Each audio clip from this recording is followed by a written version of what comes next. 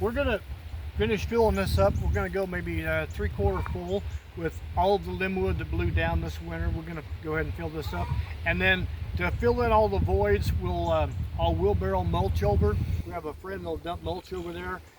He has a tree service, and we'll finish topping this up just about full with mulch, and let it rain, let it soak in, it'll sink in, and for the nitrogen in that mix, we're gonna harvest for where the goats overwintered. They have a little shed over there. We'll move that shed to a new paddock. We'll harvest all of that goat manure, because goat manure is like rabbit manure. It's cold nitrogen. It's not going to burn our plants up. You can plant right in it. And then we're going to let that sink, and we'll get our seedlings to plant right in that. Maybe some bag soil, fix them in there pretty good.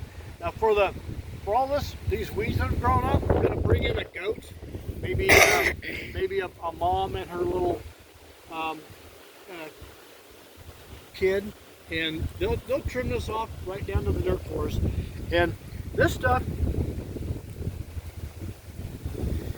that is really good soil. I mulched this off a couple of years ago. It's deteriorated, broke down, and all of that wood fiber from the mulch breaking down is gonna it's gonna lock in a lot of moisture for us, so it'll make our watering a little easier.